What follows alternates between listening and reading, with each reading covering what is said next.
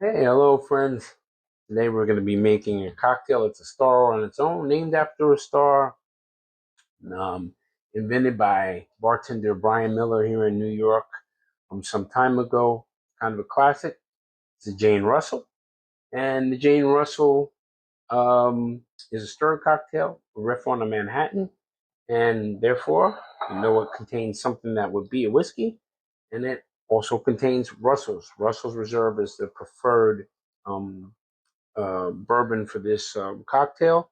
And of course, it shares the name Russell's, a 10-year from Wild Turkey, running at 90 proof, known for its sweetness and nuttiness. You're going to need a nice rye whiskey. The original recipe calls for Rittenhouse rye, which is a barely legal rye, which means it only has 51% rye. It's not like a 95.5 like Bullet or 100% rye, which gives it spiciness and a sweetness. Probably familiar with it if you ever got a Manhattan from any bars. Many bars use this for their Manhattans. It calls for Antica Carpano, but if I don't have that. But I do have Cocchi vermouth de Torino, which is a good substitute. You're going to need that. You're going to need some Benedictine, fresh lime juice, some chocolate bitters, and Grand Marnier. Now you can use triple sec or you can use Cointreau, but the original recipe calls for Grand Marnier. Like I said, I got a lot of these little bottles. This is what we're going to use. So let's get it together. So we need a mixing glass full of ice and our jigger. And so we're going to need 1.5 ounces of the Russell's Reserve or your bourbon of choice. We'll pour that right up. And yeah, Russell's is good drinking, good sipper, good cocktail bourbon. Getting a little spillage there. Get that happening. 1.5 ounces of the Russell's. And then you're gonna shore up your base with a 1/2 ounce of the Rittenhouse rye or your favorite rye whiskey. First time I had this with Bullet rye, which is a 95.5 rye. But your rye of choice if you can't get it. And of course, we don't have the Carpano Antica, but I have Cocchi. We're going to need a 1/4 ounce of this. Everything else that's coming down the line is at a 1/4 ounce. 1/4 ounce of Cocchi. Cocchi's nice, sweet herbal vermouth.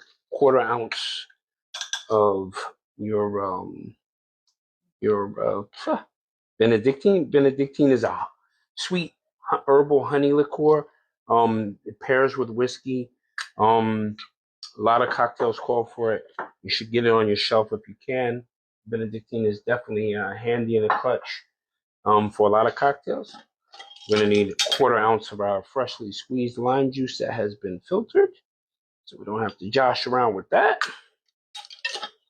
And we're going to need a 1/4 ounce of Grand Marnier, cognac-based orange liqueur, which adds flavor to it. But if you can't get this, whatever your preferred triple sec or orange liqueur is kind of what you're going to have to work with. And of course, 1 dash of chocolate bitters. And these are the Aztec chocolate bitters from Fee Brothers. My preferred one. That's what I'll go with. We're going to get this stirred. We're going to stir this until it's well chilled and incorporated. And while this is going on, I got a Coupe glass chilling in my freezer. That's because it only takes about a minute or so for it to be chilled in there. In the refrigerator, it would take a little longer. Or you could just set it on your bar filled with ice and then pour the ice out before you get the cocktail if you need to chill a glass. I'm going to get that going. And that's looking pretty much incorporated and chilled because the glass is freezing my hand. And grab our Coupe, which of course is chilled. You can see it's being hugged by ice. Hawthorne strainer. Gonna go and strain this cocktail. And I know people double strain some things, but there's a little tab on the Hawthorne strainer that will thin out that hole so even your smallest ice won't get out. And that's that. Now normally this is garnished with an orange slice. I'm orange challenged tonight, so we're gonna use a piece of lemon demi wedge, and put it on here. And there you have it. A star is born. The Jane Russell. Let's give it a taste. Cheers, a good pouring.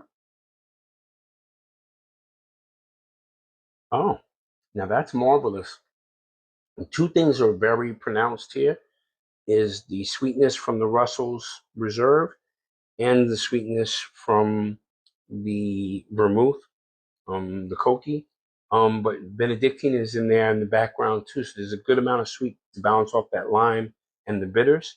And I can even get almost like a cognac-y type of orange fruit undertone from a Grand Marnier. Oh shoot! Welcome to Hollywood. Jane Russell's good, and you know if it tastes good, and we're drinking good, it's all good, and the Jane Russell is all good.